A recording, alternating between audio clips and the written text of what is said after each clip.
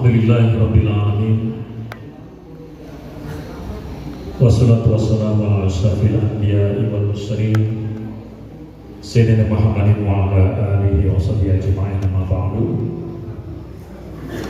Yang saya hormati Bapak Wakil Bupati Kabupaten Malino, yang saya hormati para pengurus BKPRNI, yang saya hormati Bapak Kepala Madrasah Sanawiyah Negeri Kabupaten Malino, saya hormati seluruh tokoh masyarakat, tokoh agama, dan sebagian dari yang hadir dari Kementerian Agama, para pejabat, dan seluruh peserta, khususnya dari remaja masjid atau pemuda masjid yang tergabung di dalam organisasi Islam BKPRNI Kabupaten Malino. Tentu yang pertama dan utama kita haturkan kehadirat Allah Subhanahu wa Ta'ala atas limpahan rahmat dan karunia-Nya, sehingga kita pada pagi hari ini menjelang siang ini masih dalam keadaan sehat walafiat. Jadi kalau sehat itu secara jasmani dan afiat itu secara rohani. Mudah-mudahan keduanya bertaut untuk bersama-sama menjalankan sebagian dari tugas kita, yaitu memakmurkan kehidupan masyarakat di bidang agama, khususnya di masjid ini. Saya ada membaca dari beberapa literatur bahwa kunci untuk memakmurkan masjid itu sebenarnya hanya dua. Yang pertama adalah bagaimana kita bisa menarik jamaah yang ada di sekitar masjid itu, ya, termasuk mungkin yang bertetangga dengan masjid. Kadang-kadang ada juga itu tinggal di samping masjid tapi tidak pernah ke masjid.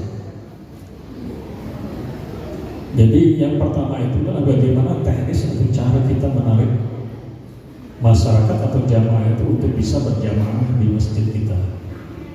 Itu yang pertama. Nah, kemudian yang kedua, bagaimana kita mengelola masjid itu agar dicintai oleh para remaja, para pemuda. Bahkan itu sebenarnya adalah sesuai dengan hadis Rasulullah SAW yang mengatakan bahwa nanti pada saat kita di hadapan Allah Subhanahu wa Ta'ala, pada saat di padang mahsyar itu, ya, tidak ada yang mendapatkan perlindungan, ya, dari teriknya suasana atau cuaca pada saat itu di padang mahsyar itu. Ya, disebutkan ada kurang lebih 10 sampai dengan 15. Tetapi yang paling tenar itu saya kira konteksnya adalah para pemuda yang selalu terpaut hatinya dengan masjid.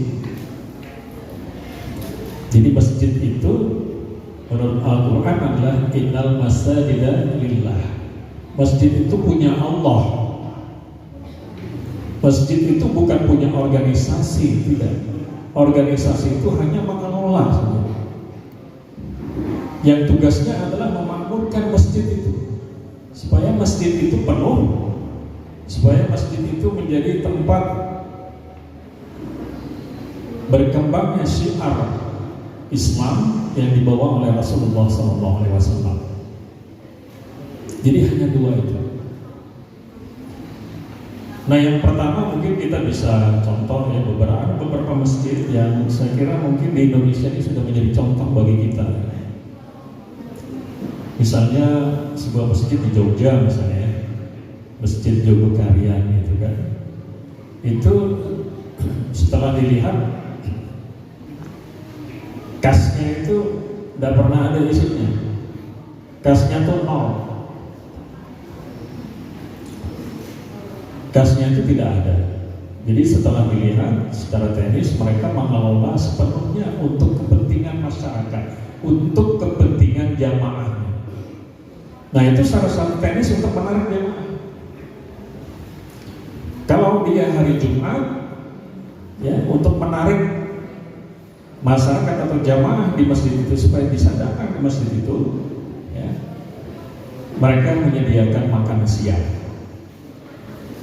diambil dari uang kas. Jadi selesai sholat Jumat, para jamaah silakan mengambil makanannya. Dan saya lihat sudah beberapa di mal ini, ya. Tapi menyediakan makanannya tidak di masjid, tapi menyediakannya di pinggir-pinggir jalan yang dikhususkan untuk berjamaah sholat Jumat di masjid. Itu juga salah satu cara untuk menarik supaya jamaah itu mau berkumpul di sebuah masjid. Yang kedua, pada saat bulan Ramadan itu hampir semua masjid di Kalimantan Selatan itu menyediakan dua. Yang pertama menyediakan berbuka puasa dengan makan malamnya, dan yang kedua menyediakan makan sahur. Jadi sahur pun di masjid, luar biasa. Jadi sudah kita berbuka di sana, misalnya dengan bubur ayam atau dengan bubur apa begitu. Nanti sesudah itu makan malam, setelah selesai sholat tarawih kita makan malam bersama-sama. Nanti kemudian ada yang bertahan di masjid itu. Sehingga beberapa masjid itu punya sekarang ini tempat menginap di masjid, dan sekarang sudah berkembang menjadi hotel masjid, luar biasa. Jadi sepenuhnya masjid itu dipergunakan untuk kepentingan jamaah, untuk kepentingan masyarakat. Sehingga saya kira itu juga contoh dari Rasulullah SAW. Jadi masjid Madinah itu kan dia, nah seperti ini, seperti ruangan ini. Jadi atapnya di hanya kalau kita bagi 4 dan seperempat ini digunakan untuk penutup atap, karena beliau itu tinggal di sini. Kamar beliau, ya. Kemudian di sini pengimaman. Nah di bawahnya itu sampai ke ujung sana itu adalah tempat jamaah. Jadi sifatnya terbuka saja. Nah yang terbuka di sebelah kiri sampai ujung ke sebelah kanan, sebelah kiri sana itu sepanjangan itu digunakan untuk para tamu. Jadi kalau orang yang datang dari jazirah Arab yang tidak dikenal dari mana keluarganya ingin bermalam di situ, silakan Rasulullah SAW dipindahkan di situ untuk bermalam di situ. Itu yang dicontoh oleh orang-orang di zaman sekarang. Sehingga masjid benar-benar menjadi tempat bukan hanya slogan, ya, untuk memecahkan problem-problem umat Islam, tapi isinya kosong, tidak ada. Yang terakhir program dari Kementerian Agama itu adalah mengevaluasi apakah masjid-masjid itu menyediakan tempat-tempat untuk membaca. Artinya ada perpustakaan tertentu, nanti para jamaah atau anak-anak remaja kita itu membaca buku-buku yang ada di masjid itu. Kemudian yang berikutnya, Bapak Ibu sekalian, saya ingin mundur sedikit ke belakang. Mohon maaf Pak Bu, tadi saya menyampaikan cerita ini karena cerita ini saya kira mungkin cukup menggugah hati kita, dan sebagian ini memang sepenuhnya adalah cerita dari Rasulullah SAW. Jadi Nabi kita Nabi Muhammad SAW itu ketika akan menghadapi sakaratul maut, menghadapi kematian, itu malaikat yang bertamu itu menutup pintu rumah Rasulullah. Assalamualaikum ya Rasulullah, bolehkah kami masuk? Rasulullah bertanya siapa di belakang, di luar itu. Padahal Rasulullah sudah tahu itu untuk malaikat penyambut nyawa. Kata Rasulullah, silahkan masuk. Tetapi malaikat mengatakan, ya Rasulullah, ada pilihan dari Allah Subhanahu wa Ta'ala. Apakah kami mencabut nyawamu hari ini, ataukah engkau ingin hidup selamanya di dunia ini? Pilihan. Rasulullah memilih yang pertama. Saya memilih untuk kembali kepada Allah Subhanahu wa Ta'ala. Setelah itu kemudian Rasulullah, ya, karena minta izin, ya, kemudian dicabut nyawanya. Setelah itu beliau kemudian sebelum meninggalnya itu beliau berpesan. Di belakang itu selain malaikat penyakit nyawa, itu ada malaikat Jibril, ya, malaikat Israfil segala macam, semuanya ada di luar. Kata Rasulullah, biarkan mereka untuk masuk untuk sholat menyolati saya. Nanti setelah malaikat silakan dari keluargaku, ya, ada Ali bin Abi Thalib, ada Ibnu Abbas, segala macam, silakan menyalatkan jenazah saya.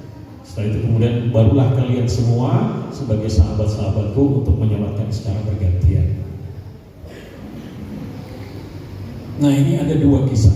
Kisah yang pertama adalah ketika Rasulullah SAW itu dimandikan, ya, beliau tidak menggunakan air yang lain kecuali menggunakan air yang ada di sumur beliau. Sumur itu namanya Al-Ghasal, ya, dengan 7 girbah. Jadi girbah itu semacam tempat air, beliau menggunakan air itu untuk dimandikan. Lalu yang memandikan itu siapa? Yang memandikan itu adalah Ali bin Abi Thalib karramallahu wajhah bersama saudara-saudara sepupu Rasulullah SAW itu. Tetapi apa yang terjadi? Itu air yang disambungkan di wajah Rasulullah SAW dan di mata Rasulullah SAW itu diminum oleh Ali bin Abi Thalib. Itulah kemudian muncul hadis, ya, ketika Rasulullah mengatakan dia masih hidup waktu itu, dia mengatakan, saya ini adalah kotanya ilmu, dan ilmu itu tidak bisa keluar kecuali melalui pintu. Pintunya itu adalah Ali bin Abi Thalib. Subhanallah.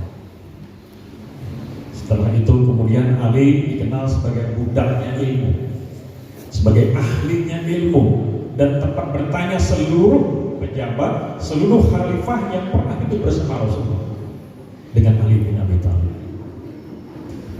Yang kedua, ini di zaman agak sedikit setelah kurang lebih ya 1300-an tahun yang lalu, itu ada muktamar ulama di Mesir.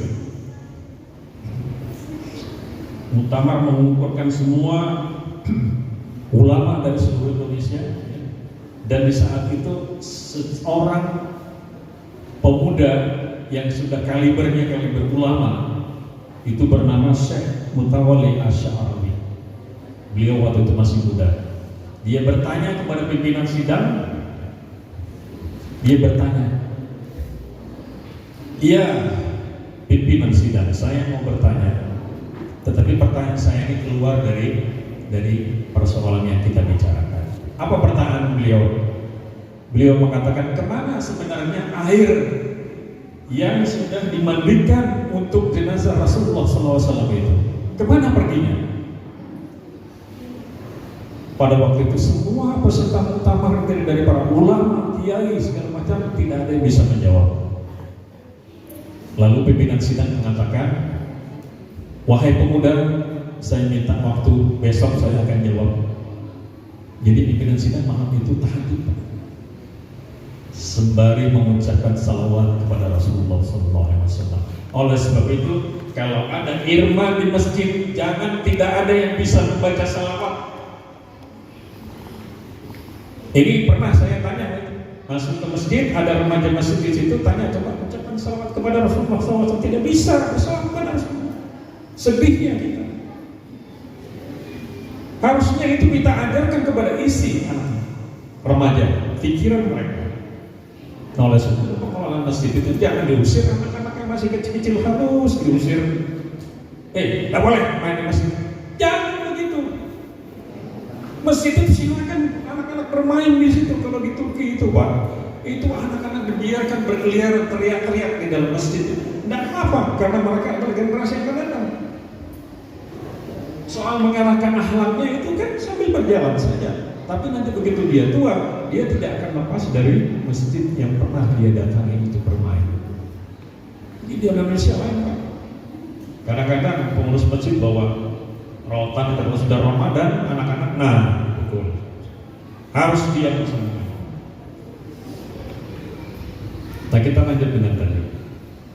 Jadi setelah itu pimpinan sidang bertahajud malamnya, berselawat sampai ribuan kali, tertidur dalam salawatnya itu. Dia berjumpa dengan Rasulullah SAW dengan seorang pemuda yang membawa lentera. Dia bertanya kepada Rasulullah, ya Rasulullah, kemana air mandi jenazah pian itu? Rasulullah menjawab begini, air yang dibagikan untuk badan atau jasad saya ini diperintahkan Allah kepada matahari untuk menyerapnya, disimpan di langit, dan kemudian turunlah hujan itu. Setiap tetesan hujan itu memenuhi bumi ini, dan di mana jatuhnya tetesan itu akan berdiri masjid. Subhanallah. Jadi masjid-masjid ini sebenarnya adalah tetesan dari air jasad Rasulullah SAW yang diserap oleh matahari pada saat itu. Nah, kita lihat di Amerika sekarang, di Eropa Timur segala macam, banyak sekali gereja-gereja yang sudah berubah menjadi masjid karena tidak ada penghuninya lagi. Gereja-gereja di Eropa Amerika itu tidak ada pengunjungnya, Pak. Sebagian dari filsafat agnostik itu mengatakan, kalau ditanya orang Amerika, kamu percaya dengan agama? Nah, saya tidak percaya dengan agama. Yang saya percaya itu adalah Tuhan. Sehingga mereka tidak pernah pergi lagi ke gereja. Akhirnya gereja-gereja dibeli oleh pengusaha agama Islam untuk kemudian dijadikan sebagai masjid untuk sholat dan berjamaah di sana.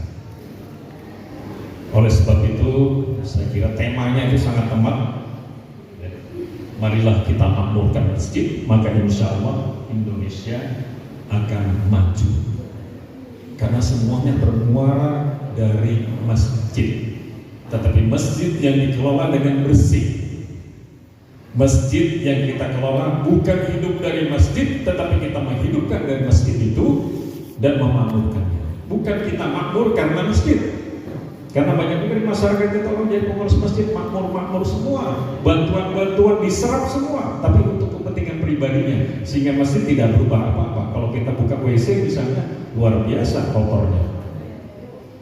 Kadang-kadang kita membuang air kecil di masjid aja itu, waduh luar biasa, hancur-hancuran. Kok dari situ kita tidak bisa menata apalagi isinya? Ini sebagian yang terjadi di tanah air kita. Saya bukan berbicara di Malinau.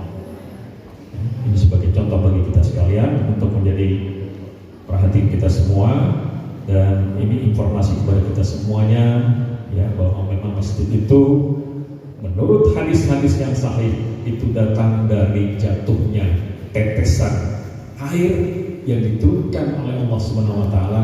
Di mana tetesan itu turun, maka di situ akan berdiri masjid di seluruh bumi ini.